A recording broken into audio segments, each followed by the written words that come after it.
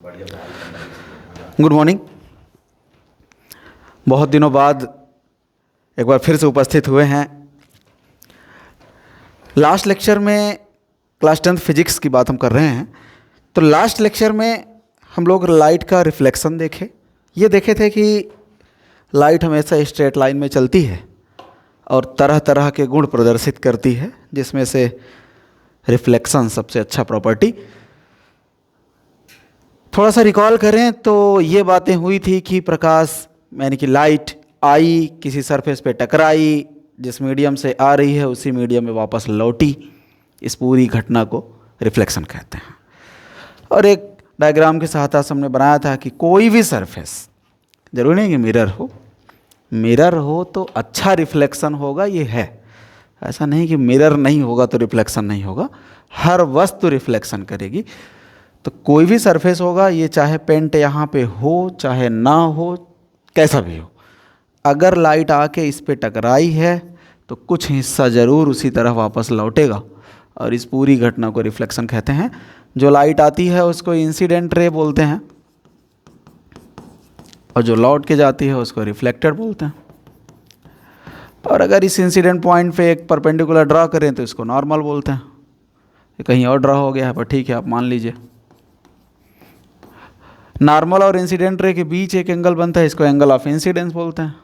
और नॉर्मल और reflected ray के बीच जो एंगल बनता है उसको एंगल ऑफ रिफ्लेक्शन बोलते हैं। ये सारी बातें हुई थी, पुरानी बातें हो गई हैं।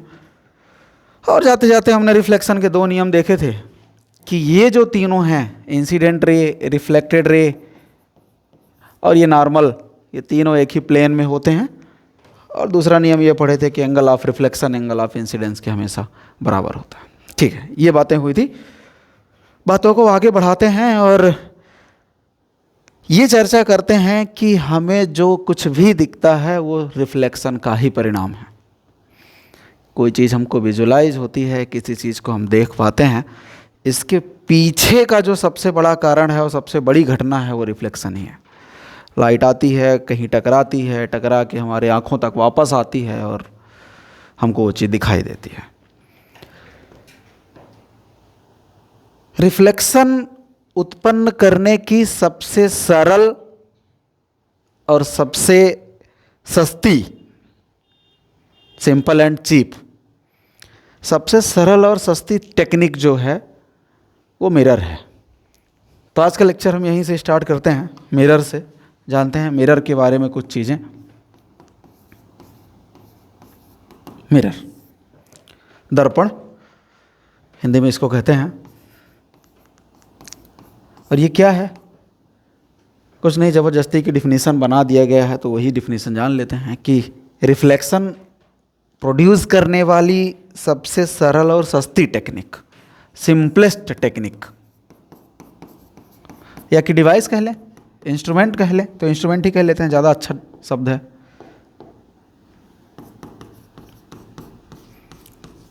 Simplest instrument to produce reflection is mirror. Mirror से अच्छा रिफ्लेक्शन उत्पन्न हो नहीं सकता कहीं। जितना अच्छे से लाइट आएगी, मिरर पे पड़ के टकरा के वापस जाएगी, उतना अच्छा कहीं रिफ्लेक्शन नहीं होगा। मैं ये नहीं कह रहा हूँ कि मिरर के अलावा कहीं और रिफ्लेक्शन नहीं होगा, पर मिरर से अच्छा कहीं और रिफ्लेक्शन नहीं हो सकता। इसलिए सिंपलेस्ट सुपरलेटिव डिग्री का यूज हुआ है, मतलब इससे बढ़िया और कुछ है नहीं। मिरर के अगर हम टाइप की बात करें, अच्छा मिरर बनता कैसे ये हम आपको बताएं तो कोई भी ग्लास ले लें और एक साइड पेंट कर दें, पॉलिश कर दें।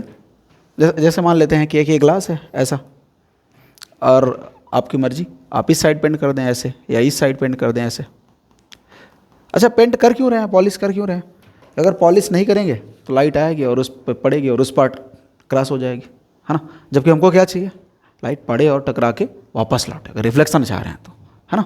तो रिफ्लेक्शन के लिए ज़रूरी है कि लाइट आए, टकराए और टकरा के वापस लौटे, उसी को तो रिफ्लेक्शन कह रहे हैं। तो अगर हम पॉलिश नहीं करेंगे तो लाइट उस पार क्रॉस हो जाएगी, है ना। तो ये पॉलिश करना ज़रूरी है। तो मिरर की जो सबसे बढ़िया एकदम इम्पॉर्टेंट कंडीशन है वो यही है कि उस पर पॉलिश होना ज़रूरी है एक सरफेस पे, है ना। तो कोई भी ग्लास ले लें, उस पर एक साइड पॉलिश कर दें तो वो मिरर है। अब कैसा ग्लास है, उस ग्लास के आधार पे हम मिरर का नाम डिसाइड कर लेंगे कि कैसा है। प्लेन है, अगर प्लेन सरफेस है तो प्लेन मिरर कह देंगे, और सरफेस अगर पहले से ही मुड़ा उड़ा है, कर्व है, तो उसको हम कर्व मिरर कह देंगे, स्फेरिकल मिरर कह देंगे। फिर उसमें भी पॉलिश के आधार पे क्या कैसा है वो हम आगे देखेंगे। खैर, तो मिरर कैसे बनाते हैं, कोई भी एक ग्लास लेके उस पर पॉलिश कर देते हैं एक सरफेस, है ना। टाइप्स अगर देखें मिरर के कितने टाइप्स होते हैं, तो जनरली हम दो प्रकार के मिरर पढ़ेंगे।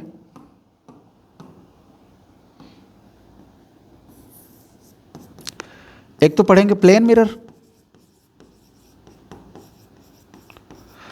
और एक पढ़ेंगे स्फेरिकल मिरर। अच्छा, एक और मिरर होता है जो हम भविष्य में कभी 12th वगैरह में चर्चा करेंगे, पैराबोलिक मिरर, है ना, तो वो हम चर्चा भी नहीं करेंगे। ये दो है। अच्छा, स्फेरिकल मिरर बाद में फिर से दो भाग में बांटे गए। एक का नाम होगा कॉनकेव मिरर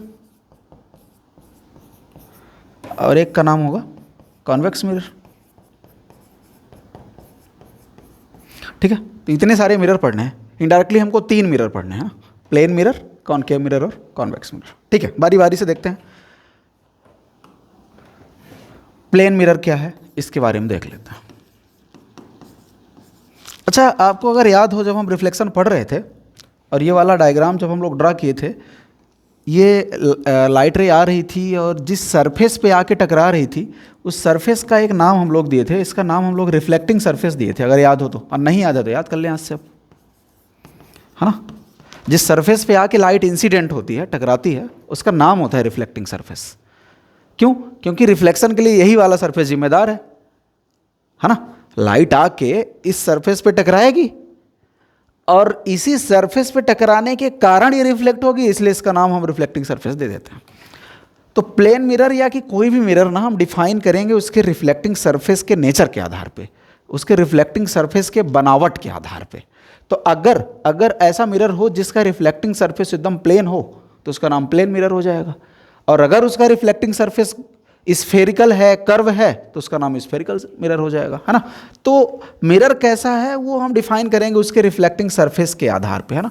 रिफ्लेक्टिंग सरफेस कैसा है उसकी बनावट के आधार पे हम मिरर का नाम दे देंगे। तो ये अगर हम कह लें कि एक ऐसा मिरर जिसका रिफ्लेक्टिंग सरफेस मतलब जिस पे लाइट आके टकरानी है ना, कहीं से भी लाइट आके जो उसी सरफेस पे जाके टकराएगी तो सरफेस का नाम रिफ्लेक्टिंग सरफेस है। इसके बारे में हम डिस्कस किए हैं पहले। तो अगर हम ये कह दें कि ऐसा mirror that have plane reflecting surface,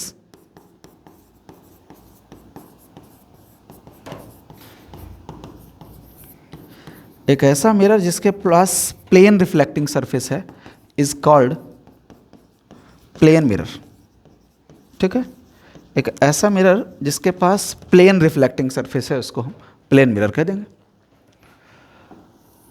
ये एक ग्लास है, सिंपल प्लेन ग्लास है, और उसके एक साइड हमने ना पेंट कर दिया, पॉलिश कर दिया ऐसे ये। तो जो दूसरा साइड बचा है ये वाला, इसे हम कहते हैं plane reflecting surface. Plane reflecting surface, और इस पूरे मिरर का नाम दे दिया प्लेन मिरर।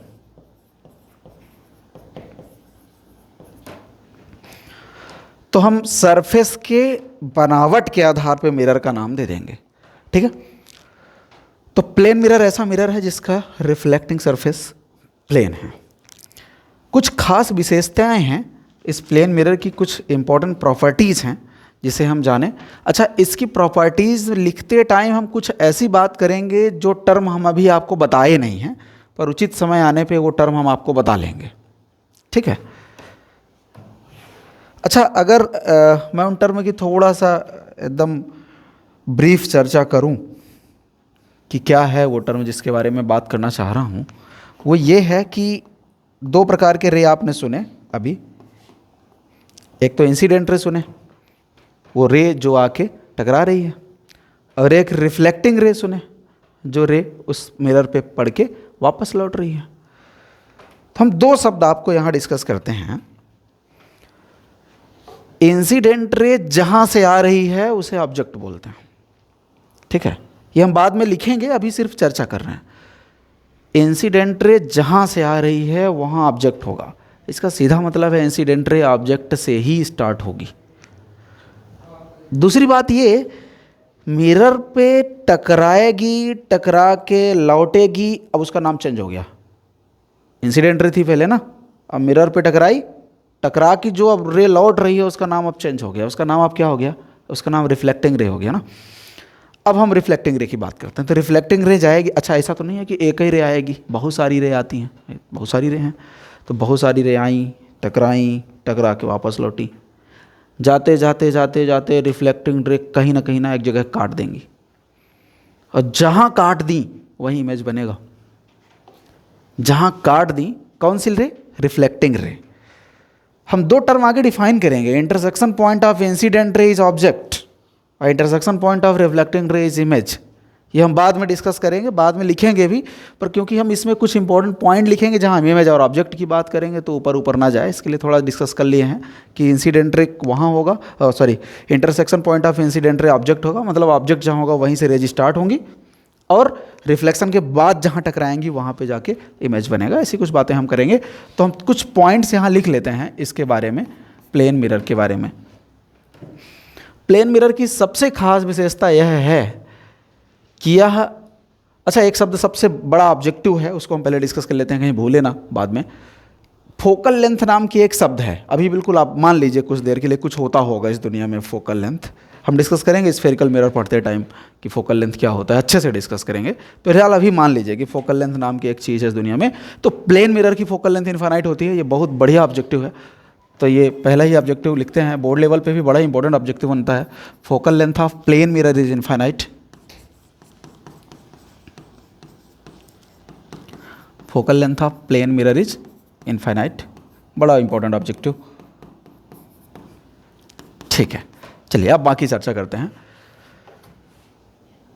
प्लेन मिरर हमेशा वर्चुअल इमेज बनाता है। अच्छा ये वर्चुअल क्या है ये भी हम बाद में डिस्कस करेंगे। स्फेरिकल मिरर जब पढ़ेंगे तो रियल और वर्चुअल इमेज भी पढ़ेंगे, उसके डिफरेंस भी पढ़ेंगे, बड़ा इंपॉर्टेंट डिफरेंस बनता भी है पेपर के लिए। फिलहाल अभी मान लीजिए इमेज तो हम जान ही गए हैं, इंटरसेक्शन पॉइंट ऑफ रिफ्लेक्टिंग रे है, पर ये रियल वर्चुअल क्या है ये भी हम बाद में डिस्कस कर लेंगे। तो अभी आप सिर्फ पॉइंट जाने, क्योंकि प्लेन मिरर है नहीं सिलेबस में बहुत ज़्यादा, 2-3 लाइन लिखा है आपके एनसीईआरटी में, हम डिस्कस कर रहे हैं अपने हिसाब से उसको। तो हम ये मान लेते हैं इट ऑलवेज फॉर्म। आप ना इन पॉइंट्स को इसी तरह याद रखिए, बाद में आपको पता चल जाएगा जैसे जैसे ये टर्म आएंगे। It always forms virtual erect, erect की स्पेलिंग गलत है क्या? ERECT होता, virtual erect and equal image. ये बड़ी खास विशेषता है, ये बहुत खास विशेषता है, इसको याद रखेंगे इसी तरह। प्लेन मिरर ना हमेशा क्या, वर्चुअल इरेक्ट, और ये जो शब्द लिखा है इक्वल, ये बहुत खास विशेषता है। अच्छा 3 मिरर हम पढ़ेंगे, प्लेन मिरर, कॉनकेव मिरर और कॉन्वेक्स मिरर। इन 3 में से प्लेन ही ऐसा है जो इक्वल इमेज बनाएगा वर्चुअल के साथ। बाकी वर्चुअल इमेज कॉनकेव आगे हम पढ़ेंगे ये सारी चीज़ें, कॉनकेव बनाएगा तो वो बड़ा बनाएगा, कॉन्वेक्स बनाएगा वो छोटा बनाएगा, लेकिन प्लेन मिरर बनाएगा तो इक्वल इक्वल मतलब क्या, जितनी बड़ी ऑब्जेक्ट होगी उतना बड़ा ही इमेज बनेगा। ये होगा, कैसे होगा देखते हैं। जैसे मान लीजिए ये है, ये प्लेन मिरर हो गया, एक तरफ हम पॉलिश कर देते हैं। अगर यहाँ पे ऑब्जेक्ट रखी है, यहाँ पे, तो उस साइड ना उतनी ही दूरी पर उतना ही बड़ा इमेज बन जाएगा, एकदम सीधा। अगर इसका नाम हम AB रखें तो इसका नाम हम A', B' रखें। अगर इसका नाम U रखें और इसका नाम V रखें तो हम ये कह सकते हैं U = V, जहाँ U क्या है, distance of object,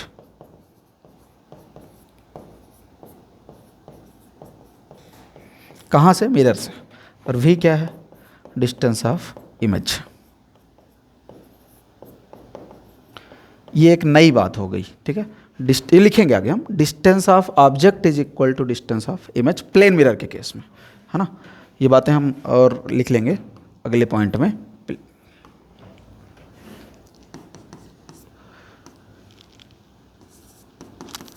distance of object from mirror is equal to distance of image from mirror.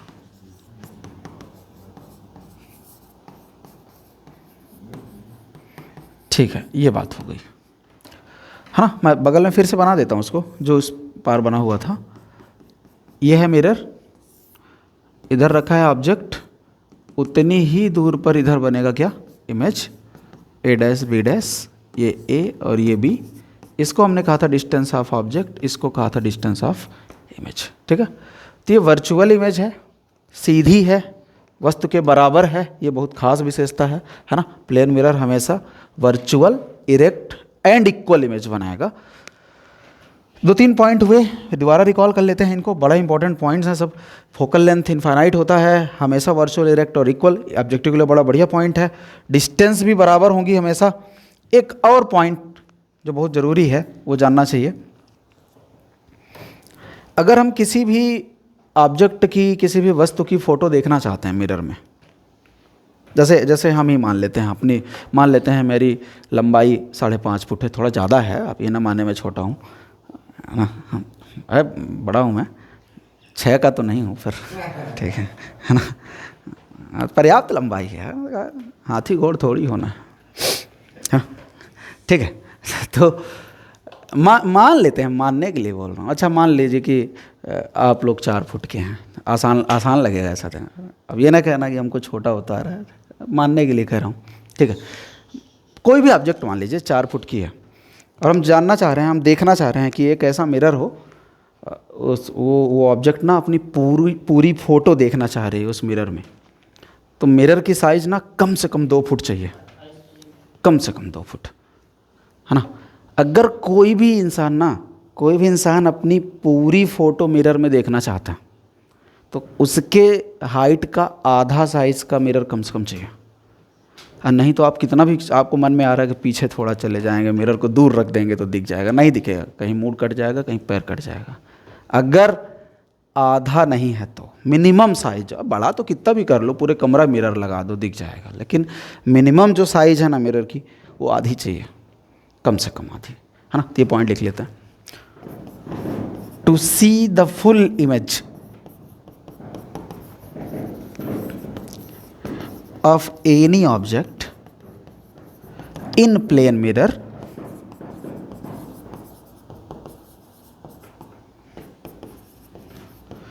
the minimum size of mirror should be equal to 1/2 of size of object. जितनी बड़ी object है उसके 1/2 size का mirror कम से कम चाहिए, है ना। उससे बड़ा हो जाए तो ठीक है, बाकी उससे छोटे में तो काम नहीं चलेगा, है ना। जैसे मैं अगर 5 फुट का हूँ तो 2.5 फीट का मिरर कम से कम चाहिए, तभी मैं अपना पूरा फोटो उसमें देख पाऊँगा, नहीं देख पाऊँगा, ठीक है। तो ये प्लेन मिरर की बातें हो रही थी कि एक ऐसा मिरर जिसके पास प्लेन रिफ्लेक्टिंग सरफेस है, उसको हम प्लेन मिरर कहेंगे। खास विशेषता यह है कि उसकी फोकल लेंथ इनफाइनाइट है। फोकल लेंथ क्या है वो हम बाद में डिस्कस कर लेंगे। मान लीजिए अभी कुछ देर के लिए होता होगा कुछ, हमेशा वर्चुअल इमेज बनाएगा। वर्चुअल इमेज वो चीज़ होता है जो हमको कभी नहीं दिखता, सिर्फ आभास होता है, आगे हम देखेंगे। हमेशा सीधा बनाएगा, कभी उल्टा नहीं बनाएगा, है ना, कभी उल्टा इमेज नहीं। ऐसा होता है क्या कि जैसे जो हम लोग ना ऐसे सुबह सुबह उठ के कंघी उंघी करते हैं ना, तो जिस मिरर में देखते हैं अपना फेस, वो प्लेन मिरर ही है। और जो वहाँ लगा होता है ना ब्यूटी पार्लर वगैरह में, वो धोखा दे देता है वो वाला मिरर। हाँ, वो झूठ बोलता है, उसमें ज़्यादा सुंदर दिख जाता है, हम लोग ज़्यादा गंदे दिखते हैं उसमें, तो वो धोखा देता है, उसमें नहीं। जो सुबह सुबह हम लोग अपने घर में देखते हैं ना, वो प्लेन मिरर है। तो अगर ना प्लेन मिरर, मैं क्या बता रहा था, मैं खुद ही भूल गया, मैं क्या बता रहा था अभी। नहीं, मैं कुछ बताना चाह रहा था पर उतर गया। अच्छा, फोकल लेंथ बता रहा था क्या, चलिए छोड़िए, कुछ बता रहा था, मेरे माइंड से खिसक गया है। मैं कुछ बता रहा था, हाँ, ये बता रहा था कि हमेशा सीधा इमेज बनता है, ठीक है। अचानक से हो जाता है यार, माइंड फ्यूज हो जाती है ना, आपके भी होती होगी। खैर मैं ये बता रहा था कि जैसे सुबह सुबह उठे हम लोग अपना चेहरा देखने, तो ऐसा थोड़ी होता है कि पाँव ऊपर दिख रहा है, सिर नीचे दिख रहा है। और हमारा सिर सामने है और वही दिख रहा है ना मिरर में। क्यों दिख रहा है? क्योंकि सीधा इमेज बनाता है। अगर उल्टा बनाता होता तो पाँव ऊपर दिखते हैं और कुछ ऊपर होता है ना, तो सीधा इमेज मिलता है। वो लगा सीधा इमेज है। मिरर इमेज तो वो बनेगा ही आमने सामने, लेकिन उल्टा सीधा का मतलब पाँव नीचे सिर ऊपर, पाँव ऊपर सिर नीचे, ऐसा होता है। तो अगर हम मान लीजिए पूरी फ़ोटो देखें, पूरा अपने साइज़ के बराबर का मिरर है और उसके सामने हम खड़े हो जाएं, तो अगर उसको उल्टा इमेज बनाना होगा तो ऐसा होगा कि पाँव ऊपर दिखेगा, सिर नीचे दिखेगा। तो ऐसा तो नहीं दिखता, वो तो ऐसा ही दिखता है जैसे सामने है ना। तो ऐसे हम ये सिद्ध कर सकते हैं कि प्लेन मिरर हमेशा सीधा इमेज बनाता है। ये प्रैक्टिकल लाइफ में आप देख सकते हैं ना। तो प्लेन मिरर हमेशा सीधा बनाता है, इक्वल बनाता है, और बहुत सारी चीज़ें जो भी हमने प्रॉपर्टी में देखा है। और लास्ट में ये प्रॉपर्टी हमने देखा कि अपनी पूरी फोटो देखने के लिए कम से कम अपने हाइट की आधा मिरर चाहिए। ठीक है, कल हम मिलेंगे दोबारा स्फेरिकल मिरर के साथ। स्फेरिकल मिरर पढ़ेंगे और कुछ चीज़ें और देखेंगे। स्फेरिकल मिरर के पहले ना हम लोग वर्चुअल इमेज और रियल इमेज में बढ़िया डिफरेंस देखेंगे। ठीक है, देखते रहिए, लाइक कीजिए, सब्सक्राइब करिए, शेयर जरूर करिए। Thank you.